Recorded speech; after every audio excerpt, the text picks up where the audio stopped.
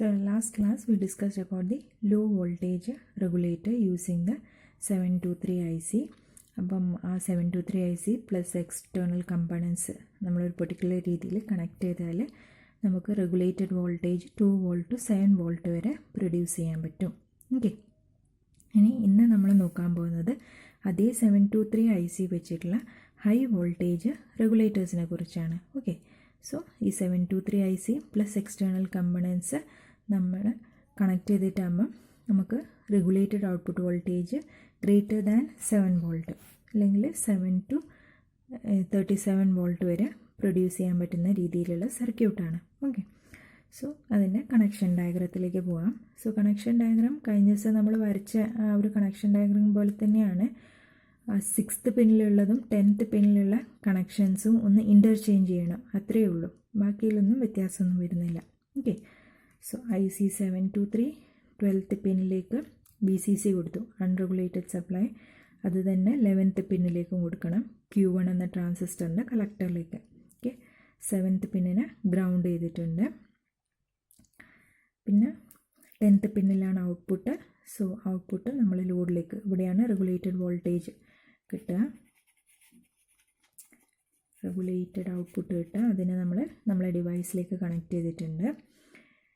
ഇനി ഈ രണ്ട് സെക്ഷൻസ് തമ്മിലുള്ള രണ്ട് സെക്ഷൻ ഉണ്ട്, നമ്മൾ പഠിച്ചിരുന്നു ഇതിൻ്റെ ഇൻ്റേണൽ ബ്ലോക്ക് ഡയഗ്രത്തിൽ. അപ്പോൾ സെക്ഷൻ 1 നിന്ന് സെക്ഷൻ 2ലേക്കുള്ള കണക്ഷൻ 6 നിന്ന് 5ലേക്ക് ഒരു റെസിസ്റ്റർ R3 വഴി കണക്ട് ചെയ്തിട്ടുണ്ട്. ഓക്കെ, വി റെഫറൻസ് എന്ന വോൾട്ടേജ് നമ്മൾ എറർ ആംപ്ലിഫയറിന് നോൺ ഇൻവെർട്ടിംഗ് പിന്നിലേക്ക് കൊടുത്തിട്ടുണ്ട്. ഓക്കെ, ഇനി ഔട്ട്പുട്ട് വോൾട്ടേജ് ഫീഡ്ബാക്ക് ചെയ്യണം to the inverting terminal of the error amplifier. Okay, so അതിന് വേണ്ടിയിട്ട് നമ്മളിവിടെ ഒരു വോൾട്ടേജ് ഡിവൈഡർ സർക്യൂട്ടാണ് ഉപയോഗിച്ചിരിക്കുന്നത്. ഓക്കെ, പിന്നെ 4th പിന്നും 13th പിന്നിൻ്റെ ഇടയിൽ ഒരു capacitor that is use for the frequency compensation. അത് നമ്മൾ കഴിഞ്ഞ ക്ലാസ്സിൽ പറഞ്ഞിട്ടുണ്ട് അതെന്താണെന്ന്.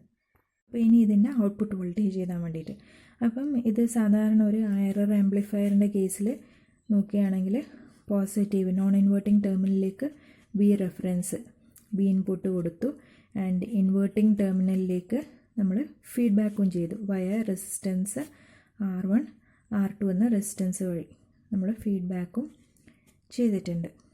ഓക്കെ, അപ്പം ഇത് സാധാരണ ഒരു നോൺ ഇൻവേർട്ടിംഗ് ആംപ്ലിഫയർ ആയിട്ട് ആക്ട് ചെയ്യും. സോ നോൺ ഇൻവേർട്ടിംഗ് ആംപ്ലിഫയറിൻ്റെ കേസിൽ നമ്മളിങ്ങനെ ഇക്വേഷൻ ചെയ്ത് ഔട്ട്പുട്ട് ഇക്വേഷൻ, ഔട്ട്പുട്ട് എന്ന് പറയുന്നത് ദ ഇൻപുട്ട് അല്ലേ, ഇൻപുട്ട് ഇൻറ്റു ഗെയിന്. നോൺ ഇൻവേർട്ടിങ്ങിൻ്റെ ഗെയിൻ എന്ന് പറയുന്നത് 1 + RF/R1 എന്ന രീതിയിൽ അല്ലേ. സോ ഇവിടെ ഇൻപുട്ട് എന്താണ്, നമ്മൾ റെഫറൻസ് വോൾട്ടേജ് ആണ് 7.15. So V out is 7.15 into RF/R1ൻ്റെ സ്ഥാനത്ത് R1 R2 ആണ് വരിക, 1 + R1/R2. ഓക്കെ, ഹൈ വോൾട്ടേജ് റെഗുലേറ്ററിൻ്റെ കണക്ഷൻ ഡയഗ്രാം ഇതാണ്. അത് പ്രൊഡ്യൂസ് ചെയ്യുന്ന ഔട്ട്പുട്ട് വോൾട്ടേജ് ഈ ഒരു റേഞ്ച് ഗ്രേറ്റർ ദാൻ 7 വോൾട്ട് ആയിരിക്കും. ആ ഔട്ട്പുട്ട് വോൾട്ടേജിൻ്റെ ഇക്വേഷൻ. ഓക്കെ, സാധാരണ ഒരു ഇൻവേർട്ടിംഗ് ആംപ്ലിഫയറിൻ്റെ ഔട്ട്പുട്ട് വോൾട്ടേജിൻ്റെ ഇക്വേഷനാണ് ഈ സാധനം വരുന്നത്. ഓക്കെ, 1 + R1/R2 ഗെയിനാണ്. വി റെഫറൻസ് അതാണ് V input voltage. Okay, high voltage regulator using 723.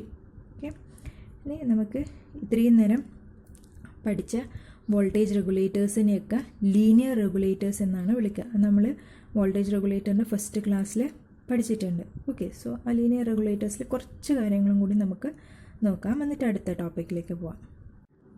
ഇത്രയും നേരം നമ്മൾ പഠിച്ച റെഗുലേറ്റർ ICs എല്ലാം they are all called as linear regulators. Okay, so അതിന് ലീനിയർ റെഗുലേറ്റർ എന്ന് പറയാനുള്ള കാരണം എന്താ വെച്ചാൽ ആ ICക്കുള്ളിലെ ഈ റെഗുലേഷൻ കോസ് ചെയ്യുന്ന എലമെൻറ്റ് അത് മിക്കവാറും ഒരു ട്രാൻസിസ്റ്ററാണ്.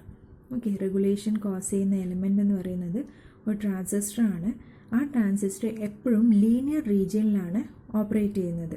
ഓക്കെ, സോ ട്രാൻസിസ്റ്ററിൻ്റെ ക്യാരിയെല്ലാം വരയ്ക്കുന്ന സമയത്ത് ഇങ്ങനെയെല്ലാം വരയ്ക്കുന്നുണ്ട്. അപ്പോൾ ആ ലീനിയർ റീജിയണ് ഇൻപുട്ട് ഇൻക്രീസ് ചെയ്യുമ്പോൾ കറസ്പോണ്ടിംഗ്ലി ഔട്ട്പുട്ടും ഇൻക്രീസ് ചെയ്യുന്ന ആ ഒരു റീജിയനിൽ മാത്രമേ ആ ട്രാൻസിസ്റ്റർ നമ്മൾ ഓപ്പറേറ്റ് ചെയ്യുന്നുള്ളൂ. ഓക്കെ, സോ അതുകൊണ്ടാണ് അതിനെ ലീനിയർ റെഗുലേറ്റേഴ്സ് എന്ന് വിളിക്കുന്നത്. ഓക്കെ, ലീനിയർ റെഗുലേറ്റേഴ്സ് എന്ന് വിളിക്കാനുള്ള കാരണം ആ റെഗുലേറ്ററിൻ്റെ ഉള്ളിൽ ഈ റെഗുലേഷൻ പോസിബിളാക്കുന്ന എലമെൻറ്റ് ലീനിയർ റീജിയനിലാണ് വർക്ക് ചെയ്യുന്നത്. ഓക്കെ, കമ്പണൻറ്റ് ലീനിയർ റീജിയനിലാണ് വർക്ക് ചെയ്യുന്നത്. അതുകൊണ്ടാണ് അതിന് ലീനിയർ റെഗുലേറ്റർ എന്ന് പറയുന്നത്. ഓക്കെ, ഇനി വോൾട്ടേജ് റെഗുലേറ്റർ ഒന്നിക്ക് നമുക്ക് ലോഡുമായിട്ട് സീരീസ് ആയിട്ട് കണക്ട് ചെയ്യാം. സീരീസ് കണക്ഷനിൽ ആവാം. സോ ആ സമയത്ത് it is called as a series voltage regulator. Okay, ഇനി അല്ലാതെ ഈ റെഗുലേറ്ററിനെ നമുക്ക് ലോഡുമായിട്ട് പാരലായിട്ട് കണക്ട് ചെയ്യാം. That case it is called as a shunt voltage regulator. നമ്മൾ ആ ജനർ ഡയോഡെല്ലാം പഠിച്ച പോലെ ഷണ്ട് വോൾട്ടേജ് റെഗുലേറ്റർ. ഓക്കെ, അപ്പം എന്തുകൊണ്ട് ലീനിയർ റെഗുലേറ്റർ എന്ന് പറയുന്നു? Types of linear regulator depending upon the connection. Okay, ലോഡുമായിട്ട് ഏത് രീതിയിലാണ് കണക്ട് ചെയ്യുന്നത് വിചാരിച്ചാൽ.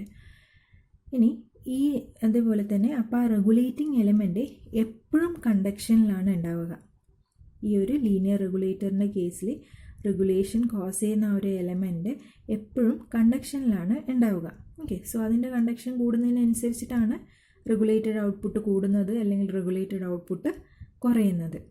ഓക്കെ, സോ എപ്പോഴും കണ്ടക്ഷനിലാകുമ്പോൾ അത് എപ്പോഴും പവർ ഡിസിപ്പേറ്റ് ചെയ്തുകൊണ്ടേയിരിക്കും. ഹീറ്റ് ഡിസിപ്പേഷൻ അവിടെ നടന്നുകൊണ്ടേയിരിക്കും. ഓക്കെ, സോ പവർ ഡിസിപ്പേഷൻ എപ്പോഴും നടക്കുന്നത് കാരണം അതിൻ്റെ എഫിഷ്യൻസി, ഈ ടൈപ്പ് ഓഫ് റെഗുലേറ്റേഴ്സിൻ്റെ എഫിഷ്യൻസി കുറവായിരിക്കും. എഫിഷ്യൻസി ഈറ്റ ദാറ്റ് വിൽ ബി ലെസ്.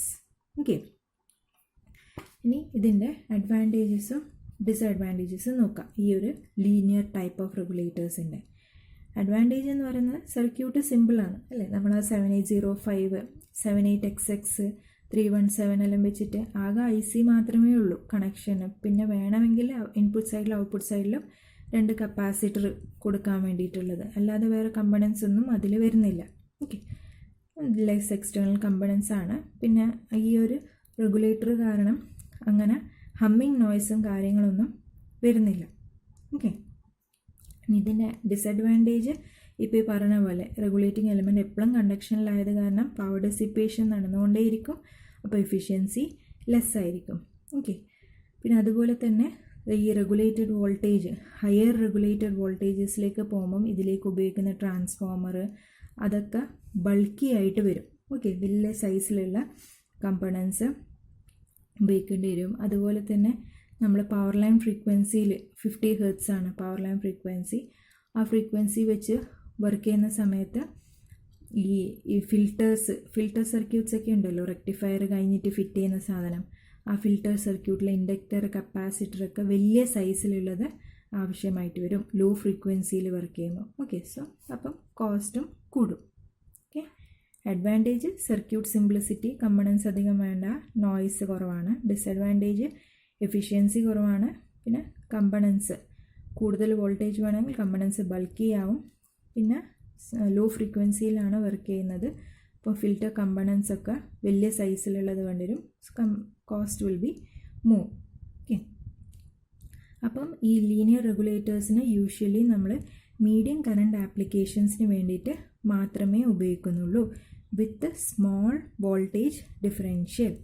അതെന്താണെന്ന് വെച്ചാൽ നമ്മൾ ഫസ്റ്റ് ക്ലാസ്സിൽ പറഞ്ഞിരുന്നു, ഈ ഒരു റെഗുലേറ്ററിൻ്റെ കേസിൽ നമ്മൾ ഇൻപുട്ട് വോൾട്ടേജ് ഔട്ട്പുട്ട് വോൾട്ടേജിനേക്കാളും അറ്റ്ലീസ്റ്റ് ഒരു 2 വോൾട്ടെങ്കിലും ഉണ്ടായിരിക്കണം നമ്മളെ ഇൻപുട്ട് വോൾട്ടേജ്. ആ രീതിയിൽ നമ്മളൊരു കാര്യം പറഞ്ഞിരുന്നു, റെഗുലേറ്റഡ് വോൾട്ടേജ് ഔട്ട്പുട്ട് വോൾട്ടേജിനേക്കാളും 2 വോൾട്ടെങ്കിലും കൂടുതൽ ഉണ്ടായിരിക്കണം നമ്മളെ ഇൻപുട്ട് വോൾട്ടേജ്. ഓക്കെ, സോ ആ കാര്യമാണ് ഇവിടെ പറയുന്നത്, സ്മോൾ വോൾട്ടേജ് ഡിഫറൻഷ്യൽ. അതുപോലെ തന്നെ ഇതെപ്പോഴും പവർ ഹീറ്റിങ്ങിനെ ഡിസിപ്പേറ്റ് ചെയ്തതിന് കാരണം അതുകൊണ്ട് പ്രോപ്പർ ഹീറ്റ് സിങ്ക്സും പ്രൊവൈഡ് ചെയ്തിരിക്കണം ഇതിന്. ഓക്കെ, സോ ഇത്രയും കാര്യങ്ങളാണ് ലീനിയർ റെഗുലേറ്റേഴ്സിനെ കുറിച്ചുള്ളത്. ഇനി നെക്സ്റ്റ് ക്ലാസ്സിൽ നമുക്ക് നോക്കാനുള്ളത് നമ്മളെ കമ്പ്യൂട്ടറിലെല്ലാം യൂസ് ചെയ്യുന്ന SMPS കുറിച്ചാണ്. ഓക്കെ.